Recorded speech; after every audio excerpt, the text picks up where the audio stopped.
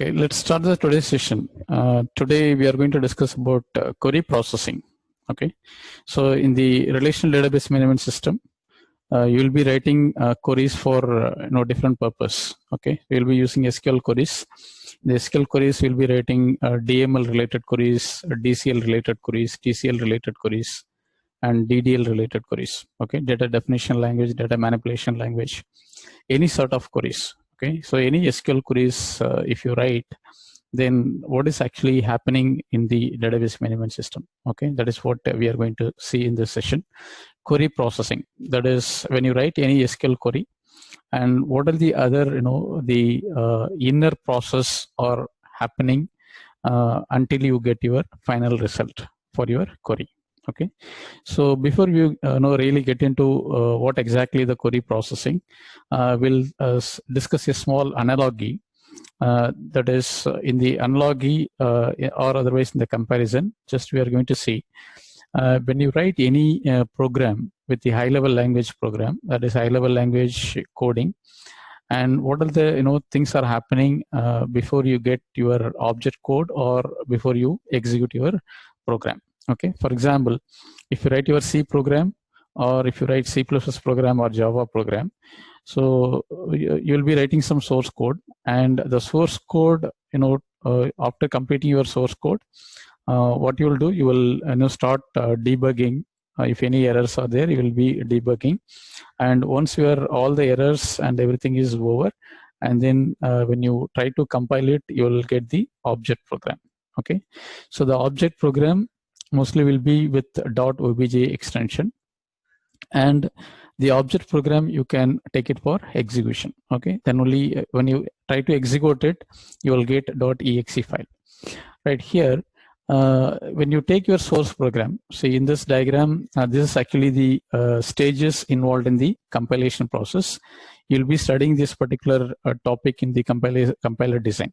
Okay, but here source program, for example, you take the source program as C program, and when you write your C program, what else the internal things are happening before you get the final target program, that is your object program. Okay, so here you can see these are the steps involved. The first one is lexical analyzer, and then next to the syntax analyzer, and after that semantic analyzer will be done, and then you will be getting your intermediate code generator, and finally the code will be optimized. Then after the code optimization, you'll be generating the code, exact code, that is your object code. Okay, so here when you try to compile your source program, so there are different stages are involved. Okay, that's what we call as a compiler stages or compilation stages. Okay, so here the first initially whatever the program you have written, those program will be checked lexically. Okay, so we are just going to discuss what exactly we'll be doing with the lexical part, and then what we are doing with the syntax part, and what do you mean by semantic. Okay, so these are the things we are going to discuss in the next few slides. But for now, just to understand, lexical is just you're making your entire program into a smaller, very smaller, tiny unit that's called tokens, and this token will be checked with the syntax. Okay, for example, if you write your C program, the C program will be using certain type of syntax. Okay, there will be keywords will be there, variable declaration will be there, variable names are there. Okay, then data types, everything is there, right? Okay, so those things will be checked in the syntax part, and then the semantic part, it is actually whether it is checking whatever the code or whatever the instruction you have written is giving some meaningful. Okay, whether it is understood by the compiler, that is what the semantic analyzer part. And after all this checking the corresponding the source code program instruction or the code will be converted into intermediate code generator. This intermediate code generator will be understood by the compiler, the respective compiler. Okay, for example, if your source program is C++, and then you will be having a separate code generator for that. Okay, so this will be a kind of intermediate form. It is not exactly your object code, but it's in the intermediate form, maybe some mnemonic codes. Okay, so this mnemonic code will be further optimized based on your compilation process. And after that, what is happening? So after the optimization process, optimization we are going to discuss in detail. What it will be optimization? That is enhancing your code. Okay, so with available strategies, you'll be enhancing the code, and after the enhancement is over, then the appropriate code will be generated. That means you will be getting your object code. Okay, so this is what happening in the mostly all the high-level language programming, whether it is C program or C++ or Java. Okay, so Java is actually dealing somewhat little bit different. There it is actually interpreted. Okay, it is an interpreted language, but on the otherwise, the general compilation process involves these different stages. Okay, so this is what really happens. The same thing almost will be having in the query processing also. Okay, so here in the query processing, you can see instead of we'll take the particular high level language, we'll take the SQL programming, that is SQL language. Okay, SQL language, that is as your query language. Okay, so query in a high level language, that means that is nothing but your SQL query, right? The input will be your SQL query. Those SQL query will be sent to your query processing unit of your database management system architecture. And initially what the database management system, that is your query processing unit, is doing, it is starting with scanning, parsing, and validating. Okay, so these are the three steps are initially taken care by the query processing unit that is available in your database management system. Okay, so in the architecture itself, we studied in the database management system architecture, we have the compiler, right? Query compiler. So the query compiler is involving all these different stages of activities. Okay, so here the scanning, first whatever the query, for example, you use a select query or insert query or alter query. Okay, or even a create table query, right? Whatever the query you are giving as an input, so those query will be first scanned.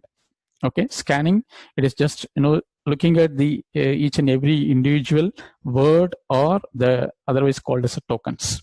Okay, so those will be checked during the first process. That is what we call as a scanning. Okay, so after the scanning, it is just again checking the parsing process.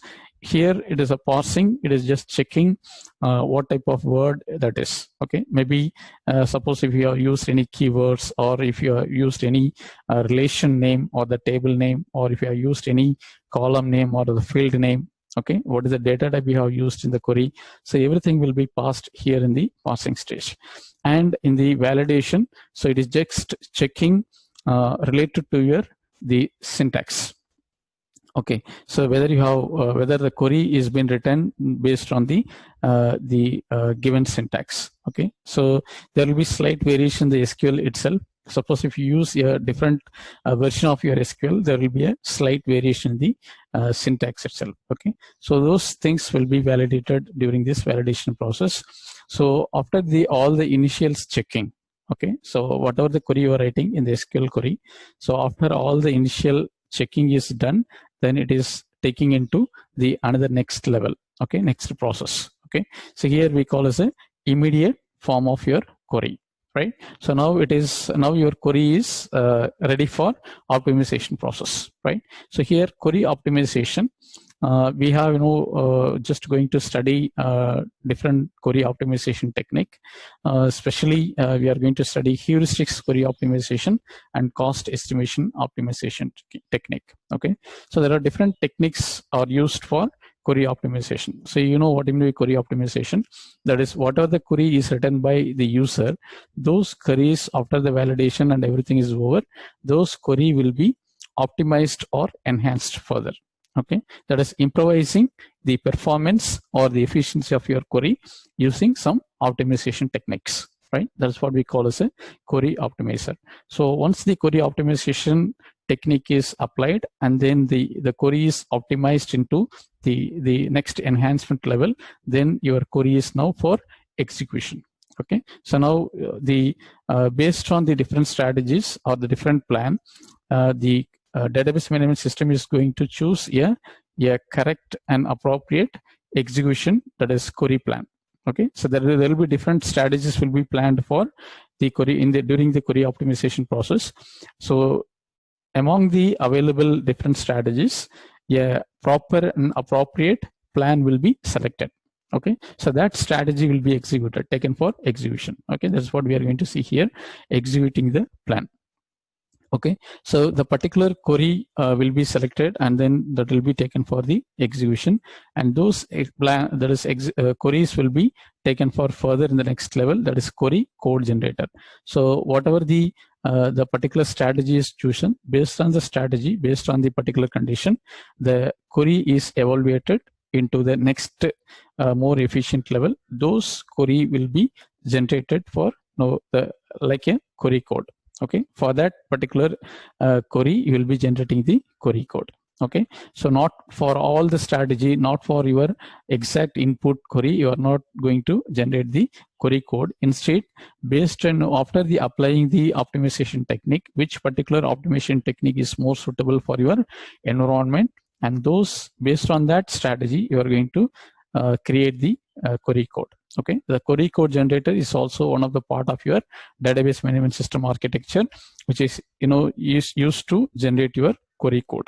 Okay, so this query code will be generated, and this query code will be taken for the further execution, that will be fed to the runtime database processor. Okay, this is what your execution engine. Okay, in the database management system architecture we discussed, you have the execution runtime database engine or runtime query engine, right?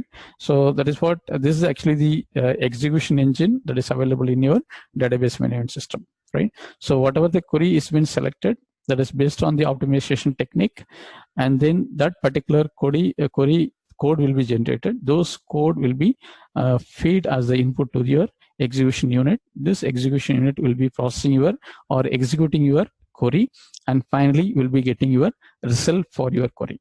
Okay, so what is the input you are giving? So in the input you will be giving some SQL query. Maybe the SQL query can be any kind. Okay, so those SQL query, the equivalent result, what is the query you are giving as the input, those query output will be generated at the end of this particular process. Okay, so runtime database processor, after the execution you will be getting the result. For example, if you use a select statement here as an input query, select star from table name, or select field name, and then from table name where condition. Okay, then insert into values. So whatever the query you are giving here in the input, so after undergone this all the process, then finally the correct and appropriate result you will be getting from the databases. Okay, so that's what we generally do in the query processing stages. This is how whatever the query you are giving, this is how the query processing is taking place, right? So now we'll just discuss one by one elaborately the query processing, the techniques used internally by a database management system to process, optimize, and execute high-level queries. Here, high-level queries are nothing but your SQL queries. So what the database management system is doing, it is actually processing, optimizing, and executing your query. That is what we said in the previous slide. That is, it is just taking it for process, and next to that, it is going to optimize your query, and finally, it is just going to execute your query. Okay, a query expressed in a high-level language such as SQL must first be scanned, parsed, and validated. This is for the initial stage for whatever the query you are giving as an input.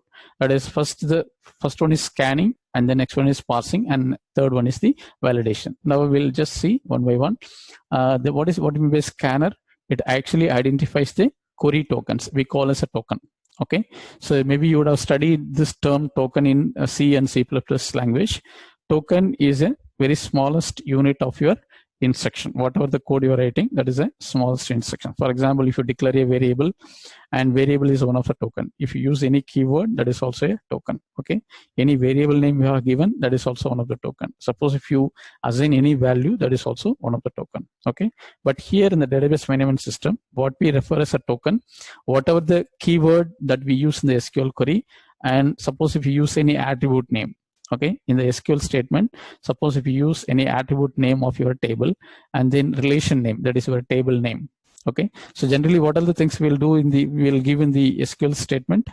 We'll be giving SQL statement, some keywords will be given, and then we'll give some field values or the field name, or otherwise called the attribute names, and then we'll be giving the relation name, and then some conditions.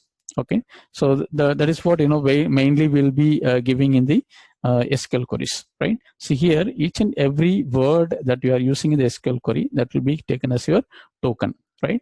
But in the programming language, that is different. But in the SQL query, this is different. Okay, in the SQL statement, generally you will be using different keywords and then attribute names and then relation names. Okay, this is what the main thing we are using. And the next comes to the parser. Okay, the parser is, generally we'll be using parser in different languages, but here in the SQL, the purpose of the parser is to check the query syntax to determine whether it is formulated according to the syntax rules. Okay, even the this syntax checking is applicable for any language. Even if you write your C or C++ language or any other language, Python or whatever, the syntax is very much required. That is validation of your syntax. Similar to that, the parser is what the parser is doing here. The parser will be checking the syntax of your SQL statement.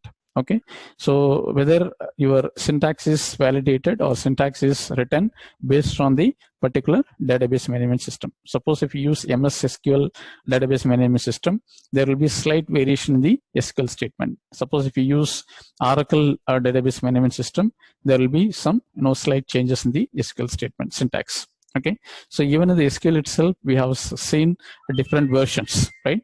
In the different versions, you'll be having different type of the syntaxes here. Okay, so each version is using some different,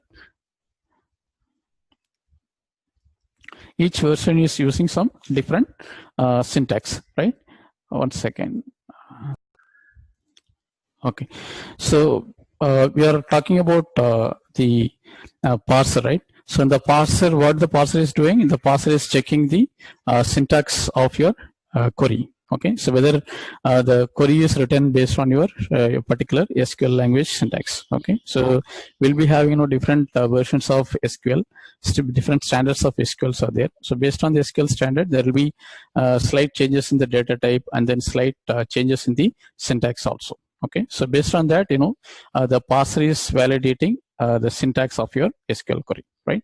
The next one is query validation, right? So after writing your query, before it is taking for the processing, it must be validated, right? So in the validation, as we said, is generally all the parsing and then the syntax checking, semantic checking, everything will be done here in the validation. That is checking that attribute and relation names are valid and semantically meaningful names in the scheme of the particular database being queried. That is, we'll be giving some name for the attribute, right? Whenever we use any table or whenever you create any SQL statement, we'll be giving some attribute name. Okay, so the attribute name, when you give the attribute name, there are some rules should be followed. Okay, for example, you should add very limited special characters, and then you should not give any space between the different names, or you cannot have multiple names in a single attribute, right?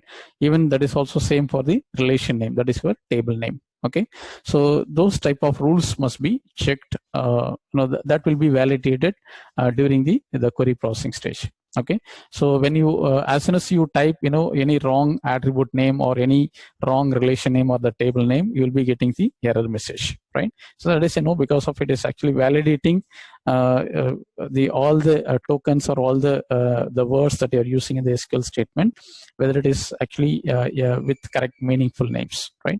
And then, so what is the next one is after writing your query and validation, everything is over, and whatever the query you are written, that query will be converted into equivalent relational algebraic form. Okay, that is what the process, right? So once you complete your SQL query, those SQL query will be converted into equivalent relational algebraic expression.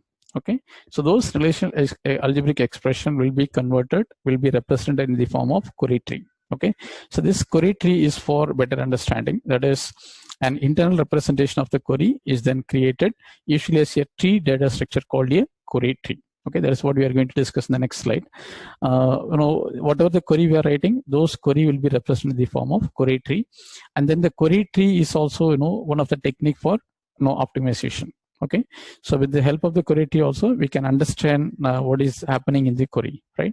And then the other representation of your input query you can have it in the form of query graph. This is actually a canonical representation. It is also possible to represent the query using the graph data structure called query graph. This is another representation. It is based on the particular database management system. Okay, so the mostly whatever you are representing in the form of query tree, and then the same thing you are representing in the query graph, the concept, and then the essence or the idea that you are getting from both query tree and then query graph will be same. Okay, but the representation wise and then understanding wise will be different, right? Then you can see the example here. The query tree, this will be your query tree. Okay, so here, as I said, whatever the input query you are writing, the query, that is the query is transferred into the relational algebraic expression, that is pi select, and then some Cartesian product, and then some the condition checking, everything, and this relational algebraic expression will be converted into the form of query graph, okay, or query tree. Okay, it's in the form of query tree, right? So in the query tree, you can see pi last name, and then select ESSN equal to SSN, and then this one is int symbol is the Cartesian product, and then you can see select P number equal to PNO, and then select birth date greater than some values given, okay, from the employee, right?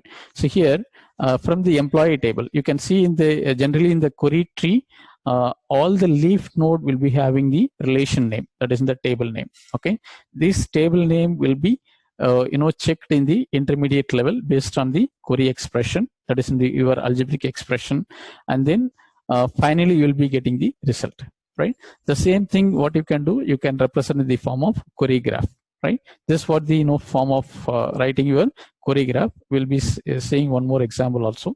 So before that, we'll discuss some more points on what are the other internal processes are happening during the query processing. That is, it is actually a query plan or execution strategy. So okay, so that I know I have told you already. Whatever the query you are writing, for each and every query, there will be a query plan will be generated by the database management system based on the query optimization technique. Okay, that's what your execution strategy, right? So maybe a strategy can be some methodology where you can apply your query processing technique. Okay, so here the database management system must then devise an execution strategy or query plan for retrieving the result of the query from the database files. Okay, so here whatever the query you are writing, the same exact query or the same comparison. For example, if you use select statement, or if you use some Cartesian product, okay, or if you use some projection or whatever, whatever the statement or whatever the SQL statement you are writing, the same thing is not going to implement it. Okay, so the database management system is in turn what it is doing, it is further improvising the query based on some strategies, based on some rules. Okay, so that we'll discuss in the other next class, that is query optimization techniques. Okay, then here the query optimization, again in the query optimization, what we are doing here, the queries typically has many possible execution strategies, right?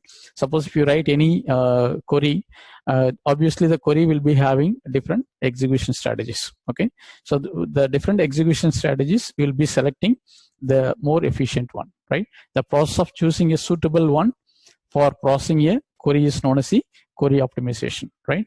So the very simple concept, right? So here, if you write any SQL statement, the SQL, for each and every SQL statement, there will be different execution strategies can be planned, and from the execution strategies, what you are trying to do here, you'll be selecting a most suitable one, okay, for further processing. That's what we call as a query optimization.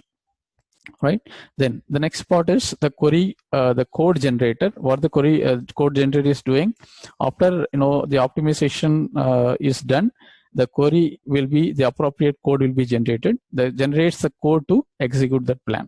Okay, so whatever the plan is selected among the multiple plans, and for that plan you are going to generate the code. Right, then next one is the runtime database processor. Here we already said this actually your execution unit in your database management system, right? So here in the it has the task of running, executing the query. That is, whatever the plan is selected, whatever the query is selected, for that, you will be doing your execution work here, and whether in compiled or interpreted mode to produce the query result. Okay, whether it is a compiled mode or the interpreted mode. Maybe you can use your SQL statement in the compiled and interpreted mode. That we'll study, in the different topics. That is stored procedures, and then direct execution, executing your code or SQL statement, right? Those concepts are there. So based on that, you can the query processor will be processing your queries, right? Even if it is whether it is a compiled code or in the interpreted mode. Interpreted mode is executing your SQL statement one by one. Okay, but in the compiled, it is actually pre-compiled set of SQL statement will be there. Those will be executed at once when it is required, right? Then next one is if a runtime error results and error messages generated by the runtime database processor. This is so obvious, like if any error occurs during the execution of your query, and you will be getting some error messages, right? So that is obvious thing. And then here in the optimal strategy for complex and simple query, and finding the optimal strategy is usually too time consuming. So as I said already, whenever you write any SQL statement, based on different optimization techniques, rules, there will be different strategies and plan will be prepared. Okay, so among the different strategies or the plan, which one will be the most suitable or most efficient, that is only going to be executed. Okay, then here just finding the optimal strategy is usually too time consuming, except for the simplest of queries. Suppose if you write a very simple query, which can just refer one or two tables with very minimum number of attributes. Okay, so for that, we don't require very big optimal strategies. Okay, suppose if you are writing only very simple query, right? Select star from table name, right? Or select some field name from table name, right? So for that, we don't require very big optimal strategies or something like that, right? But suppose if you combine 4 or 5 tables or minimum 3 tables, okay, and then again if your table is comparing about hundreds or thousands of records, okay, so using some join operation, using some Cartesian product, okay, so in those situations definitely we need to go for some specific optimization, right? So it is the main objective is to optimization. Main objective is to increase the efficiency and reduce the time of your execution and producing a result with very quick time. Okay, so that is what the main objective. So at the same time, whatever the query you are using, those query should be using very minimal number of or minimal amount of resources. Okay, memory or CPU, everything should be used very minimal, right? So that is what we look for optimization all aspect. Okay, that's what the primary objective. And here to find the optimal query execution strategy may require detailed information on how the files are implemented and even on the content of the files. So what type of query optimal, that is execution strategy you are selecting, that will be based on how the files are implemented, that is where database tables are implemented, and even the content of the file. Okay, how much records you have, okay, so how much number of fields are there, what is your size of your table, everything involved here, right? So these details will be fully available in the database management system catalog. Hence, planning of a good execution strategy may be a more accurate description than the query optimization. So generally the query optimization is nothing but just selecting the more accurate execution strategy. Okay, that is what we try to say here. And here, when you translate SQL queries into relational algebra, this one example you have taken. Here, the SQL translation, you'll be taking your SQL query first, translate it into equivalent extended relational algebraic expression. That's what I told you. Whatever the input SQL query you are giving, those query will be converted into relational algebraic expression format. Okay, represented as the query tree data structure that is then optimized. Okay, so you know the sequence, right? You'll be writing your SQL statement or SQL query. Those SQL query equivalent relational algebraic form expression will be generated, and for your relational algebraic expression format, and then query tree will be created. Okay, so then query block is another concept we study here. the basic unit that can be translated into the algebraic operators and optimized. That is, the query block generally, for example, if you write select from where clause and then group by having, okay, so maybe it can have a set of operation or a tiny unit or sub part of your entire SQL statement, okay, so which can do some specific task, right? So that we call as a query block, right? So able to understand, right? So you'll be writing any SQL query. That SQL query can be split into different part, and this different part will be capable to do some small subtask of your entire query, okay? So those subpart we are calling as a query block, right? Even the nested query and then aggregate operators, those things also you can add in this query block, right? Hi learners, please subscribe to my channel and also press bell icon for latest video updates. Please do not forget to like, comment and share. Thank you.